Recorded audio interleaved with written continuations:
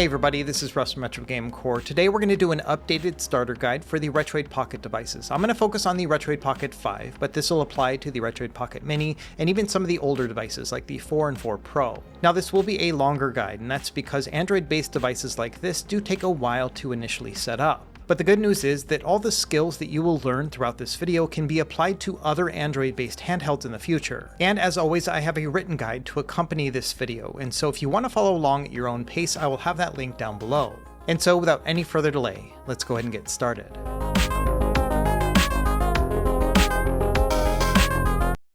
Okay, before we jump into the guide, I want to show you what it's all going to look like once you have everything put together. And so this is what your Retroid device is going to look like once we've gone through this guide. We're going to be able to navigate through our game systems using a front end called EmulationStation Desktop Edition, and this gives it a nice console-like feel overall. And it's also highly customizable with a bunch of different themes that can really change the look and feel of your device. And EmulationStation can be configured to be your primary home app, and so this will be our home screen going forward. And the way this works is we'll also make sections for Android apps and Android games and the emulators themselves, so you can still get into your apps as needed. And bear in mind there are also many other ways that you can interact with your Retroid device. In fact, Retroid has their own custom launcher. And we're not going to go into detail about this one in this video. I think I'm going to save that for something separate down the line. And the Retroid Pocket 5 and Retroid Pocket Mini are actually unique because they can boot into Linux. And we're already seeing some distributions that support these devices, including Rocknix. This one seems to be the furthest along. However, in order to keep things simple, we're not going to focus on the Linux side of things. We will also save this for a separate guide. So let's walk through what we are going to cover in this video. Number one, we're going to set up Android itself, just how to configure all of your settings. From there, we're going to install your applications from two different sources. Number one will be just the plain old Google Play Store, but then we will also sideload a bunch of others through a tool called Obtainium. After that, we're going to add all of our games and BIOS or system files to be able to actually play them.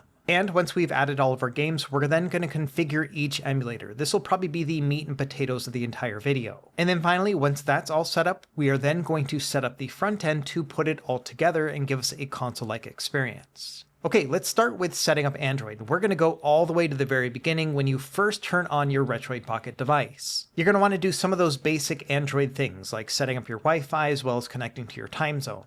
When you get to this page that talks about enabling Google Play services, I do recommend this. That allows us to have access to the Google Play Store. On the next page, it's going to offer up a bunch of pre-installed apps, and this used to be really helpful with some of the older Retroid devices, but in this video, we're going to source all of our own. And so for this part, I don't recommend installing any of them. We will add them all ourselves. And then finally, it'll give us an option between the Retroid launcher and what they call the AOSP launcher, which is just plain old Android. So we're going to pick that one. And so now you should see the generic Android homepage. So this is where the fun is actually going to start. Let's configure Android to actually make it work for a handheld device. Let's start by going into the settings and then go into notifications. And here I would recommend turning on Do Not Disturb. This means that you're not going to get a bunch of notifications while you're playing a game, and it's just going to make things a little bit more console-like. Next, under sound and vibration, if you go down to the bottom, you'll have the ability to turn off a bunch of different sounds that you may or may not like. For me personally, I don't like the touch sound, so I tend to turn this one off, but you can do the same with the others. Next, let's go into the display options, and you'll find an option that says Screen Timeout. It's going to be set to 1 minute of inactivity. That means that if you don't touch the device for a minute, it's going to turn the screen off. I recommend turning this to something longer. I usually just pick 30.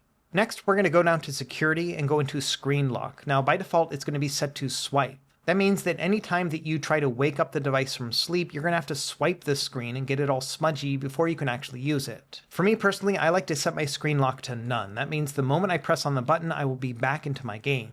And then finally, near the bottom, you'll see an option for handheld settings. There's a lot you can do within here. Of note, if you don't see these handheld settings the first time you go into it, you just need to restart your device one single time and then you should see it. Now there's lots of things to do within here, but I do recommend going into the Connect TV section. Here there's an option to be able to turn on or off your handheld screen when you connect it to a dock. In addition, you can change out your vibration setting. I think the medium setting is fine, but if you want it a little bit weaker or stronger, this is where you would adjust it. But for me, the most important part is the input section. Under input control, you can do things like test and calibrate your controls. And also under controller style, you can change out your A, B, and XY pattern. I recommend changing it from retro to Xbox. This will give you the most compatibility when it comes to playing Android games or doing game streaming. Other than that, you can keep most other things at its default settings. You can always go in and tinker around if you would like, but I think they've got it well set up. Okay, so that's a quick rundown on how to set up your Android settings to get the most out of your Retroid device. Let's now move on to actually installing apps. We'll start with the Google Play Store. Now, I think the easiest way to figure out which app is going to work best for your device is to go to my website and then go to my Retroid Pocket written guide. Here, if you scroll down, there's a section that says Install Emulators and Other Apps. And in that section, there's a list of all the apps that I would recommend with direct links to them as well. So first thing we want to do here is go into the Google Play Store app and then sign in with your Google profile if you haven't already. And from there, it's just a matter of finding the apps that you want to install and then grabbing them. Now, the list of apps is always changing, but these are the ones that I recommend, at least as of making this video. Number one is going to be the Mupen64Plus FZ emulator. There's a free and a pro version. The only difference is going to be ads between the two. I recommend the pro one just because it's going to give it a cleaner experience, but then also it gives a little bit of money to the developer. Next, we have DraStic, which is a Nintendo DS emulator. This one used to be paid, but now it's free, and so I definitely recommend picking this one up. Another really helpful app is PPSSPP. This is a PSP emulator. There's also a gold version, which doesn't have any additional features, but again lets you support the developer. And then finally, the other app we're going to use in this video is DuckStation. This is a PS1 emulator. It's also free. There are a couple other emulator apps that I think are worth considering, like Yabasanshiro 2. This one emulates Sega Saturn, but we're actually going to do that via RetroArch in this video, but it's always good to grab one of these if you have any sort of compatibility issue. Another system we're going to emulate within RetroArch is Dreamcast, but the Redream emulator is also very good. Now, in addition to emulator apps, if you are looking to do game streaming, let's talk about a couple of those apps as well. If you want to stream directly from your PC over to your handheld, then I think Moonlight gives you the most robust options. And if you're only going to be streaming from your Steam library, then Steam Link also works very good. This one's a little bit more simple to actually set up. If you want to stream your PC games from the cloud, then I would recommend GeForce Now. This is also a great service. If you want to stream from your PS4 or PS5, I would recommend this app. It's called PX Play. The official app will usually be very finicky about the controls, but PX Play kind of takes care of all that for you. This one is a paid app. I think it's like $5 or $6, but for me it's well worth it. When it comes to streaming or remote play with Xbox, I found that just the regular old Xbox app is just fine. But if you want to have more options, including higher resolution and the ability to stream Xbox 360 games, then I would recommend this one, XBX Play. This is the same developer as the PlayStation one we were just looking at, and this one also costs like $5 or $6. And then finally, one other app worth considering just to put your whole experience together is one called SyncThing. You can use this tool to sync your save files between multiple different handhelds, including those that are Android-based, like your Retroid Pocket devices. And I've got a whole video guide for this as well, which you can find in my written Retroid Pocket guide linked down below. Okay, that's it when it comes to the Google Play Store. Now we're going to talk about adding apps that aren't found in that store. And it used to be that this process was pretty complex. You had to go to every app's website and then find, the link for it and then download it. But thankfully, there's now a new tool called Obtainium, which will allow us to grab all those apps at once. And of course, there are links to all this in the written guide, but essentially we need to download Obtainium and then one special script that will grab all the files that we need. Let's start with Obtainium itself. We're going to go to its GitHub page, we're going to go into the Releases tab, and then find the most recent release. There are a bunch of different options here. We just want the one that says ARM64 Release APK. And when you try to download this, it might give you a warning. Just go ahead and hit, yeah man, I want to do it. The next thing we want to do is grab the Obtainium Emulation Pack. This is going to package everything together. And again, this one is going to be on GitHub, so we'll go to the latest release, find the most recent JSON file, and download that. Once we have those two downloaded, we're going to go into our Files section, and then go into Downloads. And here are those two files. We're going to start with opening up the Obtainium app itself. Now, if this is your first time sideloading an app, it's going to give you a couple prompts. Just follow all of these and allow it to install the app. And once you have it installed, just go ahead and hit Open. We're going to turn on the notifications, that way we know when there's a new app release. And once we're in the Obtainium homepage, we're going to tap on the thing that says Import Export. On this new tab, tap on the button that says Obtainium Import. And from there, just find that JSON file that we just downloaded. You'll see a notification that it's imported a bunch of apps, and now when we go back to the Apps tab, you will find a bunch of apps available. Now, some of them that you've already installed on the device, like DuckStation and PSP, these will already be visible. But let's install a different one. Let's go down to the Cemu app, which is going to be a Wii U emulator. If we click on this, you'll see at the bottom there's an option to install. All we have to do now is just tap on that button. It's going to download it from the source. The first time you download an app, it is going to give you a security prompt and just go ahead and approve all this. But after that, we've now installed the app. We didn't have to go and find it or anything. So let's go through the list and download each of these. We'll start with Dolphin. This is going to be for GameCube and Wii. Same process, we're going to click on install, we're going to follow all the prompts, and we'll be good to go. Same thing with Lime 3DS. This is a Nintendo 3DS emulator, so we'll install this one as well.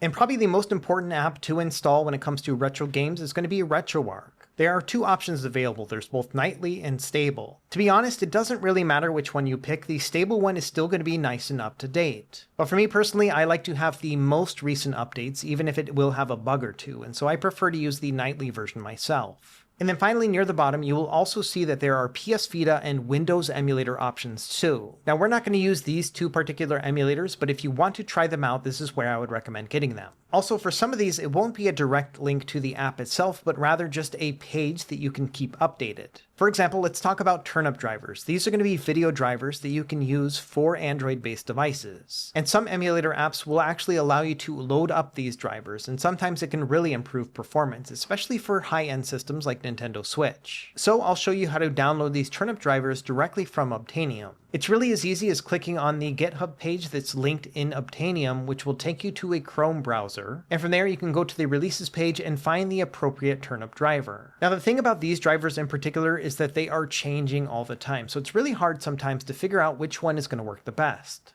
And there doesn't seem to be a community consensus about which one is best right now, but I have found that a lot of people are using this one. So you'll have to search for this one, but it's version 24.3.0 revision 9v2. And I'll leave a link to a bunch of different turnip drivers in my written guide, so you can kind of try all of them out. And like I mentioned, this is only going to be applicable to a couple different emulators, including the Nintendo Switch ones, and so this may not apply to you. Okay, at this point, we are almost done installing all of our apps. We only have one more left to go, and that's going to be for PlayStation 2. Now, this one is a little bit complicated because there are multiple versions of it, and you do have to build it yourself. Thankfully, it's a very easy process, and I've got a video guide for this one as well. And so I'll leave a link to this one down below, and this will create your PS2 emulator file for you. Okay, that's really about it when it comes to our emulators. We just have one final app that I recommend installing. And this one is called EmulationStation Desktop Edition. This is going to be the front end that we use to tie everything together. Now, there are plenty of other front ends on Android that you can use, but this one happens to be my favorite. A couple other great options include one called Daigisho, which is totally free, and then another one called Beacon. And I've got links to all those in the written guide, but for this one, we're just going to focus on EmulationStation. I've also got a full EmulationStation Desktop Edition guide on my channel. This will also be linked down below if you want to dig a little bit deeper into it, but we will cover the basics in this video. Of note, this is not a free app. It costs $5.50. And the way you get the app is that you sign up for their Patreon for 1 month. After that, you're going to be added to their distro list, and you'll get an email every time there's a new release. It's all explained on their website, which again will be linked in the written guide. Long story short, this is the front end that I recommend because it gives me the best overall experience, but do bear in mind that it does cost a little bit of money. Okay, we have now done the unthinkable. We have installed all of the apps that we need for our Retroid Pocket device. And so next is going to be to add all of our games and any required BIOS or system files to get them up and running. Now, your device will have some internal storage, about 128 gigabytes, but I would recommend using a microSD card for external storage instead. And because the more recent Retroid Pocket devices like the Retroid Pocket 5 and Mini are so powerful, I would recommend getting something with a little bit more storage space. And that's because some of the more advanced systems that you can play on here, including things like GameCube, PS2, or even Nintendo Switch, some of these file sizes can be really big. So I would recommend either a 256 or 512 gigabyte card. And this will cost you somewhere between like $20 and $40 depending on the size that you get. And I would recommend going with a reputable brand, something like SanDisk or Samsung. I'll have links to all this stuff in the written guide. Okay, now once you have inserted your microSD card into your device, we have one thing we want to set up before we start adding our games. And again, this will all tie back to using EmulationStation Desktop Edition as our front end. What we're going to do here is we're going to open up this app and allow it to create all of our directories for us. This is going to make it super easy when it comes to dragging and dropping our games, and then also the front end will know exactly where to look. So first thing we want to do is start up the EmulationStation Desktop Edition app. The first thing we have to do is approve some permissions to allow the app to actually function. After that, it's going to ask us to identify the application data directory. This is the place where we're going to put all of our settings as well as our scraped media. And where you put this is totally up to you. You can either put it directly on your device or on your microSD card. Of note, if you're going to be using a really big card, like 1 terabyte, it's sometimes better to put this application data directory directly on the device. And that's because some of those really big cards can be a little bit slow in actually reading the media. However, I found that if you're using a 256 or 512GB card from a reputable brand, it's usually going to be fast enough. So in my case, I'm going to use a 256GB card, and I want to put the application data directory on the card. That way I can use it on other devices. And so for this, I'm going to click on the select directory, and then by default, it's going to go to the internal storage, but we're going to change this to the card. So I'm going to hit the menu icon on the top left, and then go into the disk. And then from here, I'm going to create my own folder, and I'm going to call it es-de. Once you've made the folder, you can select use this folder and then allow access to this folder. Now it's going to be the same setup when it comes to the ROMs. It's going to want to put it on the internal storage, but we're going to put it on our microSD. So again here, we're going to go and hit that menu icon, then go to disk, and then create a folder. This time we're going to call it ROMs, capital R-O-M, lowercase s. And then we can select use this folder and then allow access. And then on the next page, it's going to ask us to create all of these system directories. And this is the exact reason why we're setting this up in the first place. So yes, we want them to create all the folders for us. After that, it'll say the setup is complete. If you hit the I understand, it'll take you to the main menu. Now we haven't added any games yet, so it's not going to show anything just yet. So we'll just go to quit and then exit the app. So now we can eject the SD card from our device and then pop it into our computer. And if we look at the root directory of that microSD card, you can see that we have these two new folders. We've got ESDE as well as ROMs. And if we go into the ROMs folder, you can see there are a bunch of system folders. This is exactly where we want to put all of our games. In fact, if you go into any of these folders, you will find a text file called system info. And within here, it'll let you know which system this is for, and then all the file extensions that it'll accept. And so if you're not sure which type of ROM to add to each folder, this is what I would recommend checking out. Now before we start adding our game files, I recommend adding our BIOS or system files. These are only going to be necessary for certain systems to work properly, and so I'll walk you through this process really quickly. First thing, I recommend making a folder called BIOS directly in the home directory. From there, on the written guide, I've got a list of all of the major BIOS files that you will probably need for your device. I've already gone ahead and added them, but here's a listing of them right here. And all of these files are copyrighted, so I can't show you where to actually get them, so you'll have to source them yourself. These top three are going to be for Sega CD. After that, we've got three different Game Boy files. These will add the Game Boy boot logo for Game Boy and Game Boy Color, but then often for some emulators, Game Boy Advance is going to be necessary. After that, these three files are going to be for Sega Saturn. From there, we've got both our PS1 as well as PS2 BIOS files. Of note, there are many different files that will work with these emulators. These are just the ones that I'm using here today. And then near the bottom, we have three files. These are going to be for TurboGrafx CD. And then finally, there's also one folder, lowercase dc. This is going to be for Dreamcast, and you only need one file within here, dcboot.bin. And really, that's about all you need to get up and running when it comes to BIOS files. And again, if you don't plan on playing any of these particular systems, then you won't need these files. Okay, so next is going to be the real fun stuff. We're going to move over our game files. Now, much like with the BIOS files, these ROM files or game files are going to be copyrighted, so I can't show you where to get them. And unfortunately, this is just one of life's great mysteries. You know, humankind has figured out all sorts of things, but no one has really figured out or cracked the code on how to get ROM files. And unfortunately, this is probably one of the most difficult challenges you've ever faced throughout your entire life. But I'm hoping that you can persevere and figure out how to get them yourself. So let me walk you through the setup that I have to add all of my games. On the left side is my microSD card. I've gone into the ROMs folder, and you can see there's the listing here that was created by EmulationStation. On the right side, I have an external drive that's hooked up that has all of my emulator games inside. And so at this point, it's really just a matter of finding your games and then dragging and dropping them over into the microSD card. And this is probably the most tedious part of the entire process, depending on whether or not you already have a ROM library set up. Also, one thing worth noting is that all of these CD-based systems, you know, PS1, PS2, GameCube, Sega Saturn, stuff like that, all of these files can be compressed. And after compression, these files are going to be a lot smaller, which means that you can store more games on your microSD card. As you can imagine, I've got an entire guide about setting up all of this as well, and I think this is probably one of the most important tools that you can use when setting up a ROM library. And as expected, this will all be linked in that written guide down below.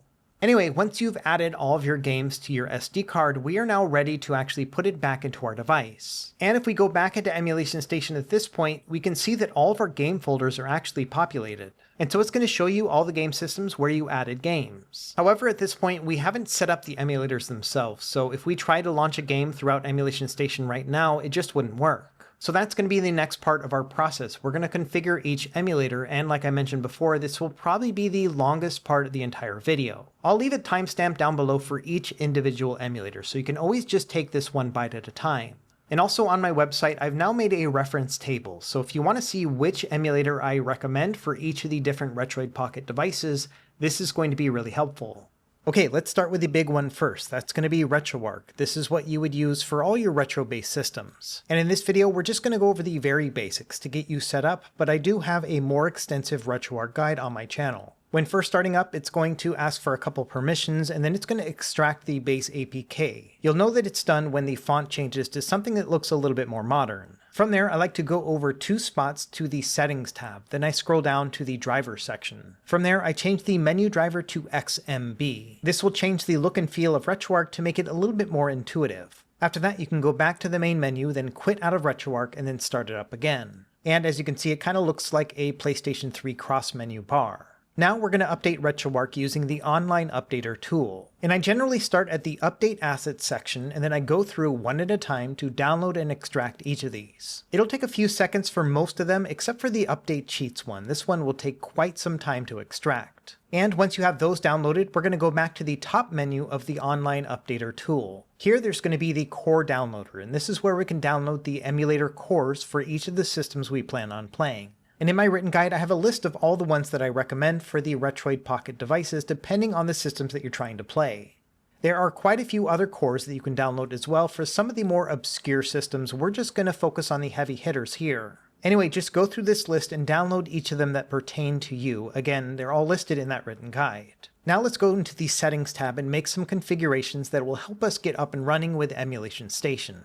First, let's go into the Input section, and then into RetroPad Binds, and then finally Port 1 Controls. And even though it will automatically map most of your controls, I do recommend manually mapping most of these. What I generally will do is I'll go through the D-pad and the face buttons and start and select, as well as the shoulder and trigger buttons. And usually that'll catch everything that we need, and so I never really go and map the actual analog sticks because those will just work out of the box. And after we set up these keys, we can back out into the main control section. Now we're going to set up our hotkeys. These essentially are going to be quick menu shortcuts that we can use without having to go back into the actual RetroArch menu. And this is the configuration that I prefer. On the left, you can see that the select button is the hotkey enable button. This means we'll press the select button and any of these other buttons here in the diagram to actually start up whatever thing we want to do. So for example, pressing select then start at the same time will quit out of your game, or if we press select and R2, that's going to toggle fast forward. In addition, if we press select and X, that's going to bring up the RetroArch quick menu in case you want to actually get into the settings. So from here, just go down to the hotkeys section, and then under hotkey enable, we'll set this one to select. From there, you can just go down the list and assign all the buttons according to what we were just talking about in the last diagram.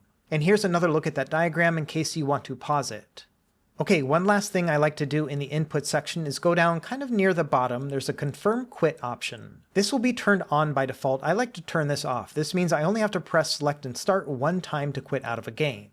Now, back in the settings menu, let's go down to the saving section. Here, I like to turn on auto save state and auto load state. That means the game is going to save when we close it and then open right back to where we were the next time we open it up.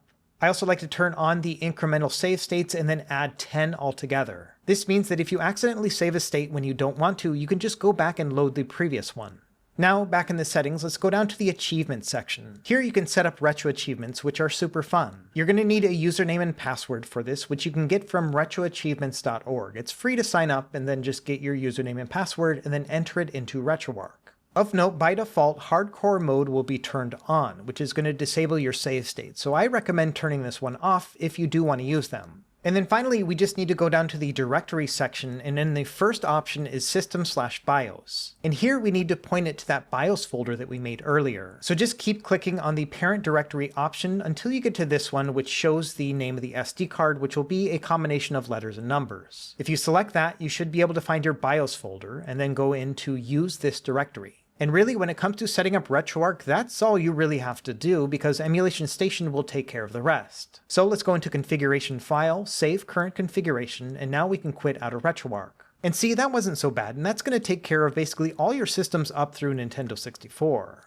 So now we're going to go through these standalone emulators one by one, and this will all be timestamped if you want to jump ahead. Let's start with DraStic, which is the Nintendo DS emulator. When this one first starts up, it's going to ask to install a shortcut on the desktop. I always click no for this. From there, let's go into change options and then video. By default, it's going to have frame skip turned on. These devices are so powerful, it doesn't need it, so I like to set this to none. I also like to go down and turn on the high resolution 3D rendering. That's going to double the resolution. From there, we can go into the external controller section. I like to select key mapping and then no mapping and then map it myself. And really it's just a matter of following the prompts and inputting the buttons as indicated. The DS and Retroid Pocket devices have the exact same ABXY pattern, so you can just follow that. Now, in addition, I like to map some special hotkey functions. And the two I like to use are screen swap as well as half screen swap. And these I like to assign to the L3 and R3 buttons, so I click down in order to actuate them. There will be a bunch of other options within here, but we don't have all the buttons to actually use them, so I generally just skip everything but those two screen swap options. And then finally below that, there's a disable mapped keys and overlay, so I like to turn this one on as well so we don't see them on the screen. And really, that's all we have to do in terms of configuring options for DraStic. So now we can select Load New Game, and then navigate to our SD card, and then the ROMs folder, and then finally the NDS folder. It's going to ask to allow access. You're going to, yeah, man, I want to do it. And from there, you should be able to find your NDS folder and all of your games inside. And now when you start up a game, you'll have a two-screen setup like this, which is going to look great on a wider screen like the Retroid Pocket 5. And by clicking the L3 and R3 buttons, you can toggle between which one is going to be on top, as well as just showing one screen at a time. And there are more customizations you can do for your screen layout in terms of just like making them one on top of the other and things like that. That's all going to be found within the settings. But I think for now, that's probably enough to get you up and running. Since we're talking about dual screen devices, let's move on to Lime 3DS to play 3DS games. The setup for this is going to be pretty similar. It's going to walk you through a couple permissions options, and I always just approve all of them. But when I get to this select user folder, I do go to a select location. And for this, we're going to go back to the SD card, and then I like to put this in the BIOS folder. I generally will make a new folder named 3DS, and then I select that one. That means that all of my system files and save games and everything else will go on my SD card. It's really easy to access. It's also going to ask for access to our games folder. So we're going to select add games, then go back to our SD card, then ROMs, and then find the one that says N3DS. That's where all your 3DS games should be stored. So you can select use this folder and then allow, and then we are good to go.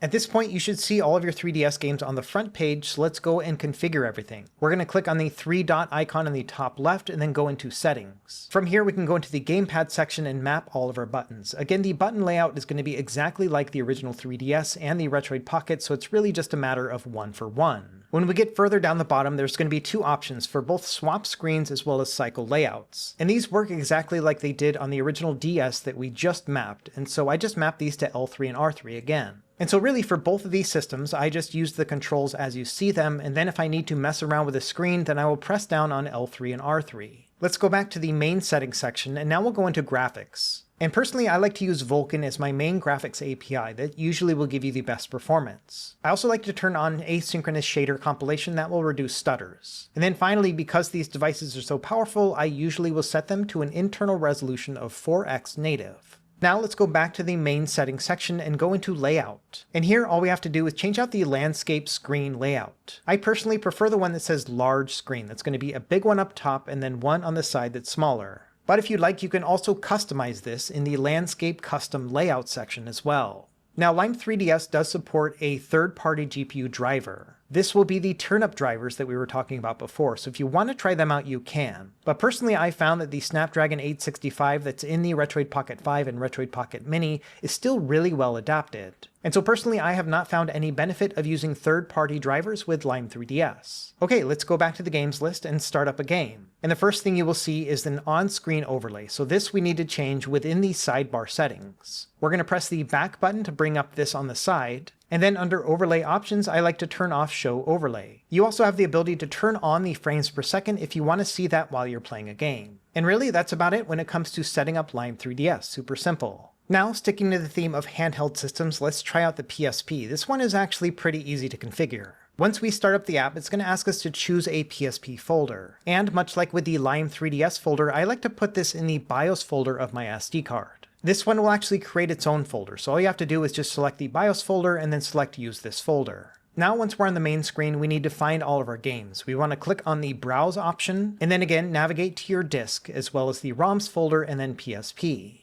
Once you've selected the folder, you should see all of your games populate. What I like to do is click on that little plus button at the end. This is going to save that folder location, so the next time you open up the app, you can see all of your games at once. When it comes to settings, there's not a lot to change. We're going to go in here and change the rendering resolution to 1080p. Also near the bottom of the graphics section is the ability to turn on the frames per second if you want. This is totally going to be up to you. The only other thing you have to do is go into the Controls tab, and then a little bit down you will see one that says On-Screen Touch Controls. Turn this off. Other than that, everything will just be good to go from here. All the controls will be mapped for you already. That means if you start up a game, you can press and hold R2 to go into fast forward, and if you press L2, it'll bring up a quick menu.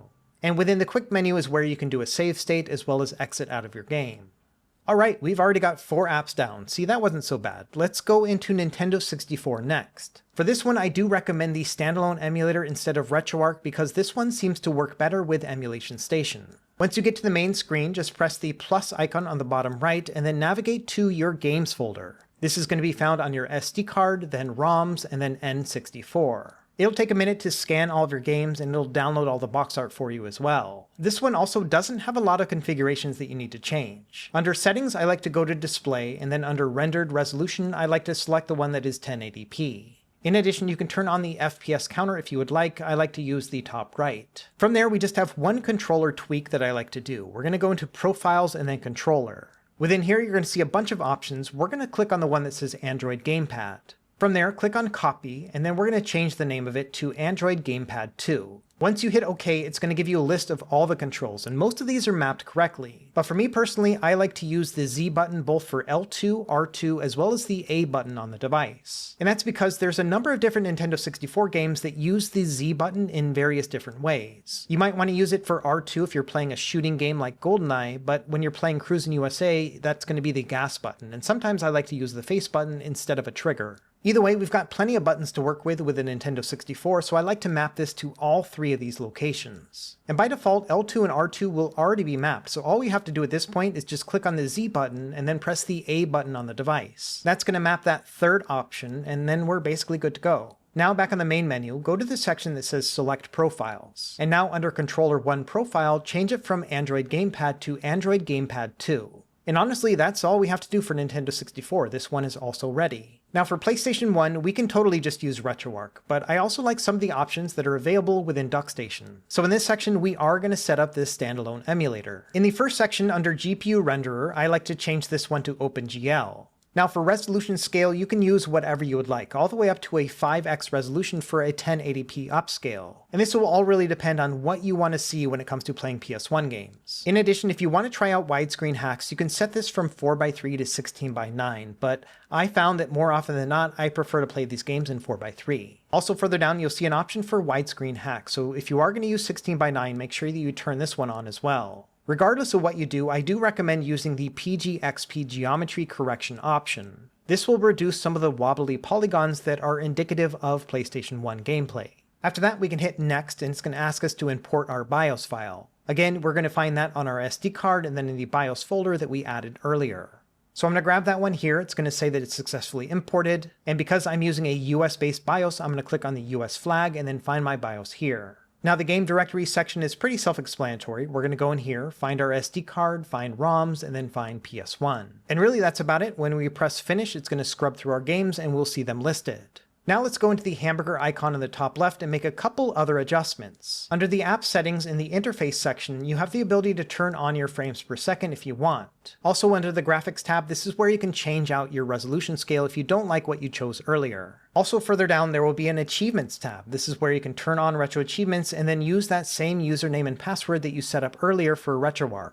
And that's really all we have in terms of app settings, but now we need to go into the controller settings. First thing, go to the touchscreen tab, then scroll down until you find the thing that says Auto Hide Touchscreen Controller. You're going to turn this on so that way we don't see the controls on screen once we've mapped everything to it. Now let's go into the Port 1 section, and then we're going to select Perform Automatic Mapping. And from here, just select the Xbox controller and it'll do all of that automatic mapping. Now DuckStation also supports its own hotkeys, and so let me show you how I like to set this up. And honestly, the setup here is very similar to RetroArch. So select is going to be my hotkey enable, and then I'll use all the other ones for similar options. Although one thing you can add here is the ability to upscale and downscale the resolution on the fly, which is pretty great. You can also set up a hotkey for changing out the aspect ratio from 4:3 to 16:9. Now the unique thing about setting up the hotkeys within DuckStation is that you have to press both keys at once. So for example, with toggle fast forward, it's not enough to just press R2. You have to press select and R2 at the same time. And that's because unlike RetroArch, DuckStation does not have a universal hotkey enabler. Either way, I would just recommend going through all of these and assign them according to the diagram that you can see here on the screen. And once we're done with all that, we're actually ready to start the game. Let's try one out just to make sure everything worked. And sure enough, the game started up just fine, which means I have the correct BIOS, and then also I'm seeing my retro achievements on the top left. So to exit out of a game, I can either press the back button on the device or I can press select and X. That'll bring up my quick menu and now I can select exit game. Okay, now we're going to get into the more involved systems. We're going to start with Dolphin for Nintendo GameCube and Wii. When you first start it up, you're going to get a blank screen. We're going to select Add Games and then navigate down to our disk, then ROMs, and then Nintendo GameCube. In EmulationStation, it's just labeled as the letters GC. Once we've added our GameCube games, let's go ahead and add our Wii games at the same time. And so again, we'll go into our Add Games, then into the ROMs folder, and then find the Wii folder. And so there we go. We've now had our GameCube and Wii games added into Dolphin. Now let's go into the settings cog and make some adjustments. Let's go into config first and then general. The main thing I like to change here is my fallback region. I like to change this one to NTSC instead of PAL. In addition, on the very bottom, I like to turn on my save states. Next, in the interface section, go down to use panic handlers and turn this off. This will prevent a bunch of pop-ups anytime there's a problem with the emulation. And that's it for the config section. Let's go back to the main settings and now go into graphics settings. By default, I like to turn this to Vulkan, but there will be some games that require OpenGL. We will address that in a moment. Also, under the compile shaders before starting, I always like to turn this one on to reduce stuttering while playing. Now let's go into enhancements, and under internal resolution, if you're playing with the Retroid Pocket 5 or Mini, I recommend a 3x upscale. If you're using a Retroid Pocket 4 Pro, then a 2x upscale will be just fine. In addition, if you want to play around with widescreen hacks, you can turn that on under the enhancement section as well. Personally, I prefer to just play all of these games in 4x3, but this is worth exploring if you want. Next, back in the graphics setting, let's go into the hack section. Near the bottom, there's an option that says VBI skip. And this will unchain the audio from the video so that you won't get audio stuttering as you're playing. So even if a game is running a little bit slow, it'll still sound pretty good. And this will be a personal preference, but I personally like to turn this one on. And then finally, under graphics settings, there's a GPU driver section. This again is where you can set up those turn-up drivers, but I found that the default drivers for Snapdragon 865 work really well with this emulator, so this hasn't been necessary. Okay, and finally, let's go back to the main settings page and then GameCube input. This is where things get really interesting. On the GameCube Controller 1 option, select the little settings cog. And now scroll down a bit and you'll see all the mappings that you can set up. Now this might be a little bit controversial, but this is the control setup that I like to use when it comes to playing Nintendo GameCube. If we look at the original controller on the top left, you can see that the A button is dead center in the right side of the controller. And so as a result, I like to put the A button at the bottom of the ABXY pattern. This to me is the most centered button, and I can still access B and X and Y in positions that are pretty close to the original. Everything else is pretty self-explanatory. We have our two analog sticks, and then our L and R buttons are going to be L2 and R2. And then I map the Z button, which is on the top right of the GameCube controller, to R1. Now the reason why this is controversial has to do with the placement of A and B, and that's because Retroid made their own GameCube version of the Retroid Pocket 5, but as you can see they made the A button on the far right side, which for me is not very intuitive. So I guess when it comes down to it, if you're using the GameCube version of the Retroid Pocket 5, you probably want to follow the button layout as it appears on your device. But at least when it comes to the way that I play, I like to use this pattern. It'll all be up to you. Regardless, as you go through each of these buttons, just map them to whatever makes the most sense for you. And once that's done, we can exit out of this section and go into the Wii input section next. Same thing, we'll go into Wii Remote 1 and then click the settings cog. And once you get down to the Wii Remote section, you'll be able to start mapping your buttons. And this is where things can get a little bit tricky as well. So here's my diagram when it comes to playing Nintendo Wii games on the Retroid Pocket devices. And some of these mappings do look a little bit weird, but they make sense if you think about holding both the Wiimote and the nunchuck at the same time. Most people will probably hold the Wiimote with their right hand and the nunchuck on the left hand. And so as a result, all your nunchuck movements are going to be on the left side of the controller, whereas everything else will be on the right. And for the right analog stick, that's going to be our IR sensor. So that's going to be us pointing the Wiimote on the screen. And so as you go through the button configuration, I would just recommend following that diagram that we were just looking at. And of note, for sideways toggle, I like to set this one to R3, so clicking down on the right analog stick. Now once we've mapped all of our buttons, we can go into motion simulation. And here under the point section, this is where we're going to map that right analog stick. Also within the shake section, I like to set all of these to the R1 button. That way if I tap on R1, it's going to simulate shaking my Wiimote. And then finally, once we get down to the extension section, you will see that the nunchuck is already selected. So now all we have to do is just map these buttons according to that diagram that we were looking at earlier. And this is pretty easy. You just need to map the C and Z as well as the direction inputs. And then also there is a shake option for the nunchuck as well. And for these three, I also like to map them to the R1 button. Now when it comes to playing the Wii, there are some times when you play with just the Wiimote, sometimes with a nunchuck, or sometimes with a GameCube controller. And we're going to set this up so you can use all three of those options at once. And for this, we're going to use profiles. So go into the profile section of Wii Remote 1. We're going to make a new profile first. We're going to name this one Wiimote with Nunchuck. Once you have that saved, just hit OK, and then scroll down to the extension section. Now what we're going to do is tap on the extension and select None. So essentially we're going to remove the nunchuck from this next profile. Now under Profiles, we'll go back, press the New button again, and this time we're just going to name it Wiimote Only. And so once you have those two saved, you'll have two different profiles, Wiimote Only as well as Wiimote with Nunchuck. And so now if we go into a Wii game, by default, it's actually not going to use any of those profiles. It's going to go directly to using your GameCube input. And there are many games that use the GameCube input, and this usually is going to be the easiest when using a handheld. So I think we should test this out with Sonic Colors, which does support a GameCube input. Now when you first start up the game, you will see a mapped overlay, so let's get rid of that one first. We're going to press back to bring up the side menu, and then under Overlay Controls, select Toggle Controls. And here, just select Toggle All, and you should be good to go. And as you can see, when we start up Sonic Colors, it is detecting a GameCube controller, so that one's good to go. But let's say there is a game where you do want to use the Wiimote and the nunchuck. Let's use Mario Galaxy as our example. So we're going to go and long press on this game, and it's going to bring up some game properties. Here we can go into Edit Game Settings, and then go into Wii Input. From there, go into Wii Remote 1, then click on the Settings cog, and then you will see a Profile option. And here we can choose one of our two profiles that we already made. I'm going to select Wiimote with Nunchuck. And so there you go. When we start up Super Mario Galaxy, it's now going to use that controller configuration. Now earlier I mentioned that there are some games that don't work well with Vulkan backend, and some require OpenGL. And changing this out is super easy. This is just a per game configuration. Mario Kart Double Dash is a great example. This one requires OpenGL. So we're going to long press on this one and then select Edit Game Settings. Now we'll go into Graphics Settings, and then under Video Backend, we'll change this one to OpenGL. And there you go. Now that game is going to run great.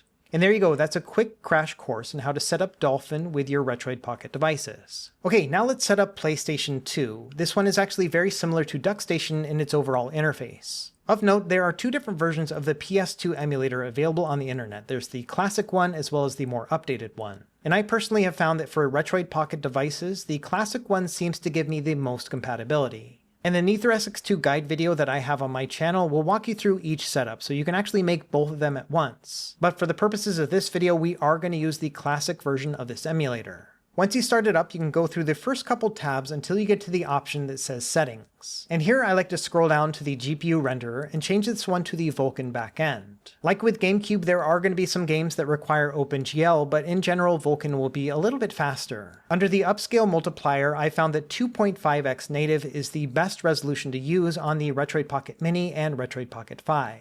In the next tab, it's going to ask us to import our BIOS. Same thing like we did with PS1. So we'll select that, then find our SD card, then the BIOS folder. Like I mentioned earlier, there are many different types of PS2 BIOS files, but this is the one that I'm using now. Once you have it imported, we can now go to the next tab, which is going to be our game directories. And again here, we're going to navigate through the SD card, then to the ROMs folder, and then find the PS2 folder. And really that's it when it comes to the initial setup. So it's going to scan all of our games, and you should see them here in the directory. Now let's make some adjustments to the app writ large. So we're going to go back into that menu and select App Settings. And in that first tab, we can turn on things like enabling our frames per second if you want to see that while playing a game.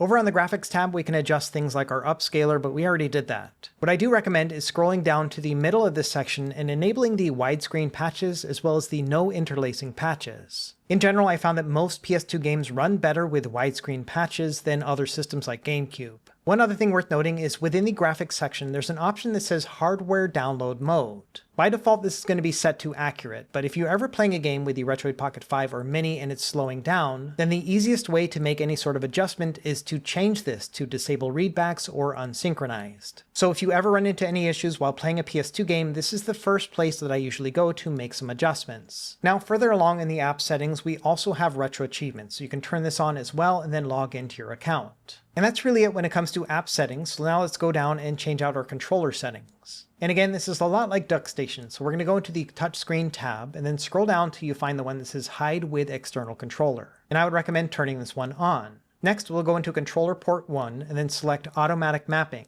Here, pick your Xbox controller, and really that's about it. Now all we have to do is set up our hotkeys, and again, this is going to be very similar to what it was on DuckStation. Here's a look at the diagram again, so we're going to use that select button for hotkey enable, and then we'll adjust everything else within the menu. So for example, with fast forward, I like to use the toggle frame limit. This one will usually go faster than fast forward. And again, I set this one to select as well as R2. And then from there, just go through and map all of these controllers, and here's a look at that diagram again if you want to pause it. Some of the names of these buttons may not be an exact replica of what you find in the PS2 emulator, but it's pretty easy to figure out. Now, when actually playing a PS2 game, there are a couple tips and tricks to make sure you get the best performance. First thing is to change the performance mode on the device itself. So you can swipe down from the top and then find the performance section and then change this to high performance. It'll take a few moments to kick in, but usually that will give you a better frame rate. Now let's say that we're playing a game and it's still not running at 100% speed. Let's look at some of the things that I would recommend changing. First, go back into the quick menu and then select the I button. This is going to change the settings for that game only. Under the graphics tab, probably the first thing you can do is change out the upscale multiplier. By default, it's going to be 2.5x, so you can reduce this maybe to 2x and see if that improves the gameplay.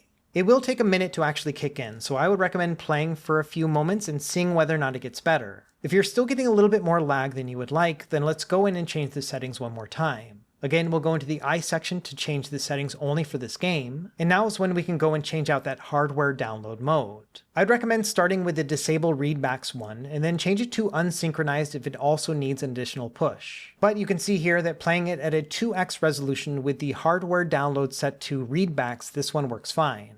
And again, it'll all really depend on the game that you're playing, and Ratchet & Clank seems to be a pretty challenging game for this chipset. It'll really depend on the level that you're playing as well, so your mileage may vary. For the vast majority of games, you really don't have to do any settings changes, but I did want to give you a couple tips and tricks in case you do run into problems. Okay, and finally, our last emulator that we're going to set up is Cemu for Wii U emulation. This device is also capable of playing Nintendo Switch emulation, but I think that this is a little bit too close to comfort when it comes to strikes from Nintendo, so we're just going to stick with Wii U. When you first start up the app, just go into the Settings cog and then go into General Settings. And here click on Add Game Path and then Plus and then navigate to your Wii U folder. After that, we'll go into the Input Settings and then Controller 1. Under the emulated controller, you can now pick a controller, and I found that between the gamepad and the Pro controller, the gamepad has the best compatibility. Once you select that, you're going to see a bunch of different mapping options. You have to go through here and then map everything. Thankfully, the inputs are going to be identical to what you find on the Retroid Pocket device itself, so it's really plug and play. After that, go back into the main input settings and select Input Overlay Settings. And then under Input Overlay, I recommend turning this one off. Now in the main settings page, let's go into graphics packs. And once you're in here, on the top right, you will see a download button. Just click on that. And if any of the games that you have already installed on your device have any graphics packs allowed, you're going to see them here. It just so happens that all the games that I chose don't have any, and so I'm not able to show this here. But in general, this will give you some per game cheats and configurations to help you in terms of setting the game up. And then finally, on the very bottom of the settings section, there's an overlay option. And here you can change the overlay settings. For example, if you want to see your frames per second, this is where you would turn it on. And really, that's about it when it comes to configuring Cemu. So if we start up a game here, just give it a moment, and yeah, sure enough, there's the game. Okay, so that's it when it comes to configuring each of these emulators. Now we're going to put it all together using EmulationStation as our front end. And like I mentioned before, I have a dedicated EmulationStation Desktop Edition video, so if you want to get more into the weeds about this, then you can use that as well. But for now, we're just going to get set up with the bare minimum, and then you can check out that video later if you want. And first thing when you have it all up and running, press the Start button, and then go into the Input Device Settings. And there, about halfway down, you will see Enable Touch Overlay. This is going to be on by default. Let's turn this one off since we have controls on our device. And so now we can navigate through and then pick our games, but let's try to make it a little bit prettier. Let's press Start again and then go into UI Settings.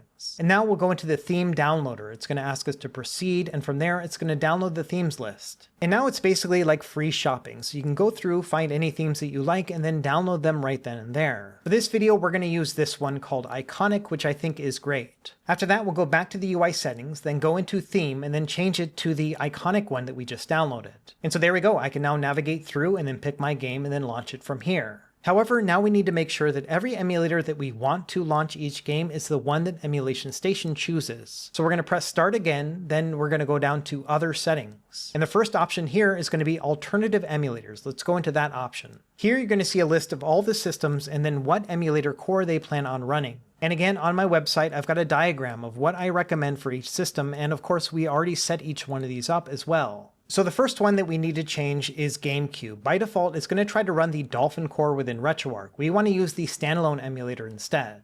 So instead of the word Dolphin, which means the Dolphin RetroArch core, we're going to use Dolphin standalone.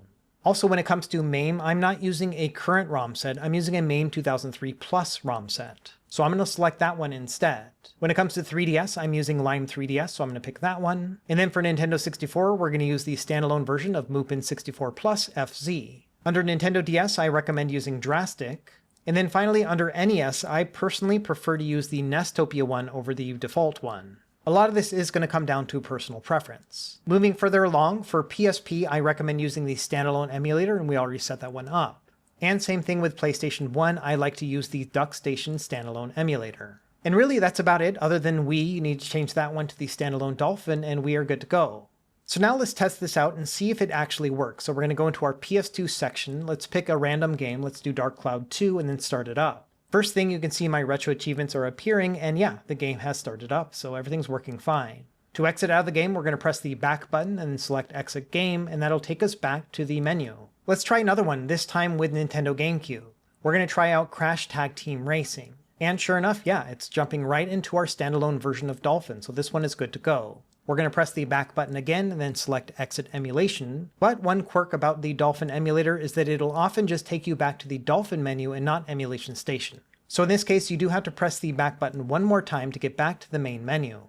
Now let's try out a RetroArch game. Let's go into Super Nintendo and start up Chrono Trigger. And what you'll notice the first time you start up RetroArch is that you will get an on-screen overlay. Let's take care of that. We're going to press Select and X to get into the main menu, and then we're going to go into the quick menu and then on-screen overlay. And here under Display Overlay, we just need to turn this off, and we'll be good to go after that. And so there we go. Now we can play all of our retro systems. They should all be configured appropriately. Let's try out a couple others that we haven't tested before. Let's start with Dreamcast. If you remember, this one is actually going to start with the Flycast core within RetroArch, so we didn't use a standalone emulator. And when you first start it up, there are a couple configurations that I recommend. So we're going to press Select and X again to get into the main menu, and now we're going to go into the core options. Let's start by going into the video section, and then under internal resolution, I'm going to upscale this to 1080p.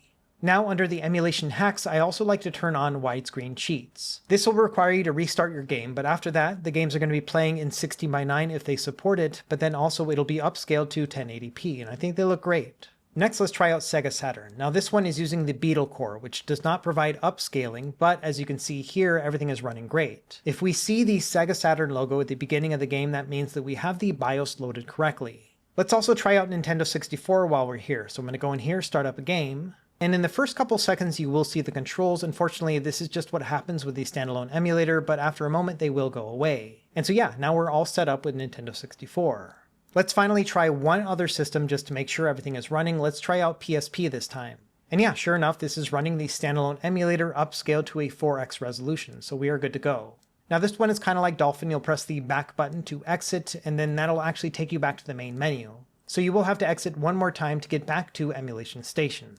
Okay, so now that all of our systems are running properly, let's do a couple more configuration changes to EmulationStation. The first thing I want to do is scrape my box art so I can see all that fancy stuff as I'm going through each game. We're going to press Start and then go into Scraper. From there, go into the Account Settings, and you'll find a Screen Scraper username and password. And this is also a free account that you can set up on screenscraper.fr. Once you have a username and password, just enter it right here. After that, let's go into the Scrape the System settings. We'll go all the way down to the bottom and select All. And then under Content Settings, you can just leave them as is, but I do recommend going down to the very bottom and consider turning off the game manuals. These files can be rather large, and if you have a large library, it will take a long time to download everything. The only other thing I recommend is go into the Other Settings, and then under Region, change it to whatever region you live in. For me, I live in the US, and that means that I can see the US-based box art instead of something like Europe or Japan. After that, you can just go back to the main scraper menu and then select Start. And depending on the size of your library, this can take several minutes or several hours, so just kind of kick back, maybe grab a snack and drink.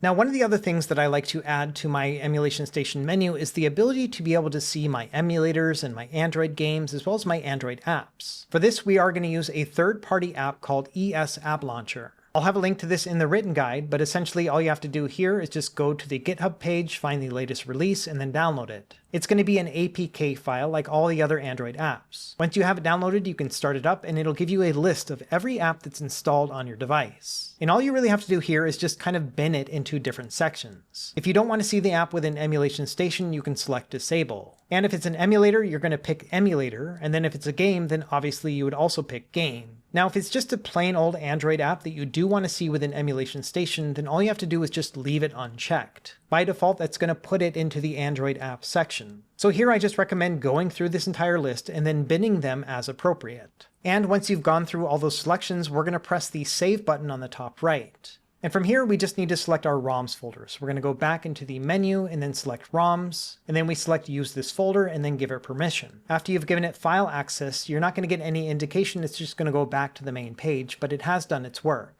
In addition, we can add our app icons to the box art. And this is also pretty easy to set up. So we're going to go into the media directory, change this one to Mix Images. From there, click on the little photo icon to the right of it. And now go back to wherever your ESD folder is. Mine is on my SD card, so I'm going to go to that. And then I'm going to select the folder that says Downloaded Media. Once again, I'm going to give it permission. It's going to take me back to the main page, but it's now done all of its work.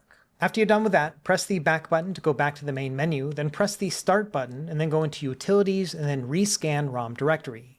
And once that's done, we should now be good to go. If we go into the Android section, you can see all those apps that we selected that are not games or emulators. So this is where I want to go if I want to open up the settings, or go into Obtainium to update my apps, or go into the Google Play Store. Under Android games, you can see all the games that I've already installed on my device, so I can just navigate them from here. And then of course, same thing with emulators. If I need to go into any of these and configure them, this is where I will go. And so at this point, we are basically good to go. The last thing I want to do is set up EmulationStation to be my home launcher. So let's press Start and then go down to the bottom, quit EmulationStation, and then hit Yes. Now we're going to go into our settings section and then go into apps. Under here, if you scroll down, you'll see an option that says default apps. And under default home app, it's going to be QuickStep, but we're going to change this one to EmulationStation Desktop Edition. And that's it, we are now good to go. Anytime we start up this device, it's going to bring up this menu and we can navigate through our games and all the emulators should work. And really, that's all you need to know when it comes to getting started with a Retroid Pocket device. Now, there are all sorts of rabbit holes that you can go into within specific emulators and specific settings, and we haven't even touched on things like Nintendo Switch or Windows emulation or even running things via Linux. But at the very least, I hope this has gotten you all set up when it comes to Android-based gaming, because when it comes down to it, this is probably going to be good enough for most people. Anyway, let me know what you think in the comments down below, and if you run into any issues, just go ahead and check out that written guide. It should have everything you need. As always, thank you for watching. Be sure to like and subscribe if you found this helpful, and we will see you next time. Happy gaming.